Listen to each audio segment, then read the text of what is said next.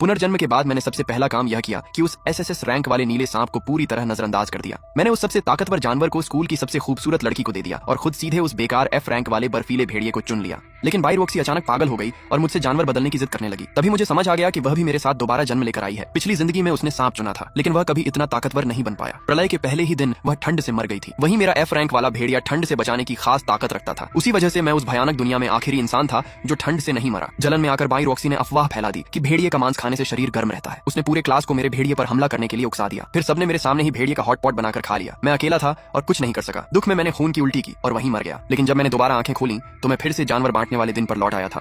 मैं पिछली बार की तरह बर्फीले भेड़िए को लेने ही वाला था कि अचानक बाई रॉक्सी चिल्लाई, सांप तुम्हारा, मुझे भेड़िया चाहिए। उसकी बात सुनकर पूरी क्लास चुप हो गई। यहाँ तक कि हमारी क्लास टीचर झांग वेफांग भी हैरान रह गई। रॉक्सी, क्या तुम अभी भी नींद में हो? वह नीला सांप तो 100 साल में एक बार मिलने वाली प्राचीन प्रजाति है, और यह छोटा सा भेड़िया, ये तो उसके सामने कुछ भी नहीं है। तुम हीरे के बदले पत्थर ले रही हो। आखिर सोच क्या रही हो? सुहान के नंबर पहले ही कमाते हैं। अगर उसका जानवर भी सबसे कमजोर हुआ तो वह आगे कैसे बढ़ेगा? रॉक्सी ने मुस्कुराकर कहा, मेरी नींद बूथ है। एफ रैंक का जानवर भी मुझे नहीं रोक सकता। मैं अपना जानवर सुहान को देने के लिए तैयार हूँ। जैसे ही उसने यह कहा, पूरा हॉल उसकी तारीफ करने लगा। वाह, इसे कहते हैं असली टॉपर। पढ़ाई में भी सबसे आगे और दिल से भी अच्छी, कुछ लोगों की तरह नहीं। सुहान, खड़े क्या हो? रॉक्सी को धन्यवाद बोलो, मैंने ठंडे स्वर में कहा। नाटक बंद करो, मुझे वही भेड़िया चाहिए और यही आखिरी फैसला है। सुहान, जिद मत करो। मुझे पता है तुम्हें अपनी इज्जत की चिंता है, लेकिन यह तुम्हारे भविष्य का सवाल है। मैं सच में तुम्हारा भला चाहती हूँ। मैं मन ही मन हंसा। मेरा भला? तुम भी दोबारा जन्म लेकर आई हो, है ना? पिछली जिंदगी में तुमने वही सांप चुना था और प्रलय के पहले ही दिन ठंड से जमकर मर गई थी। मेरे भेड़िए ने ठंड से बचने वाली ताकत पाली थी और यही बात तुम्हें जलाकर रख देती थी। इस बार भी तुम मेरा भेड़िया छीनना चाहती हो? भूल जाओ, ऐसा कभी नहीं होगा। मैंने उसकी बाहों में बैठे छोटे भेड़िए की तरफ देखा। वह अपनी सुनहरी आंखों से मुझे ही देख रहा था। उसने धीरे से अपनी पूंछ हिलाई, फिर बाई रॉक्सी की बाह पर 3 बार हल्का सा पंजा मारा। 1 बार, 2 बार, 3 बार। मेरा दिल जोर से धड़क उठा। मेरी आंखें तुरंत नम हो गईं।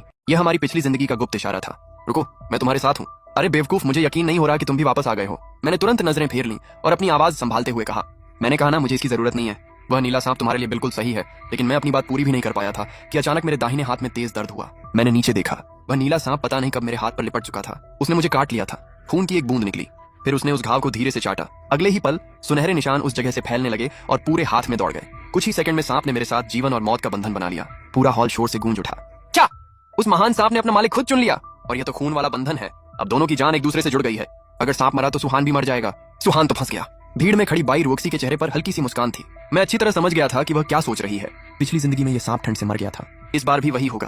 और अगर सांप मरा तो मैं भी मर जाऊंगा। उसे मुझे मारने के लिए कुछ करने की भी जरूरत नहीं पड़ेगी। उसकी योज बिल्कुल सही थी। सांप से जबरदस्ती बंधन बनने के बाद मैं अपनी सीट की तरफ लौट गया। चारों तरफ लोग मुझे घूर रहे थे और आपस में बातें कर रहे थे, लेकिन मेरी बाहों में बैठा छोटा सांप गर्व से सिर उठाए बैठा था। तभी अचानक मेरे दिमाग में एक छोटी लेकिन घमंडी आवाज गूंजी। क्या देख रहे हो? मेरा नाम चेंगली है, मुझे लॉर्ड चेंगली कहकर बुलाओ। मैंने हैरानी से उसके सिर पर हल्की सी उंगली मारी। रुको, तुम बोल सकते हो? सांप ने आंखें घुमाई। बिल्कुल बोल सकता हूँ। इतना हैरान क्यों हो रहे हो? मैंने पूछा। अगर तुम बोल सकते हो तो फिर पूरी क्लास में से मेरे साथ ही बंधन क्यों बनाया? सांप ने घमंड से सिर उठाया। क्योंकि मेरा मन था और उन चापलूस लोगों को देखकर मुझे चिढ़ होती है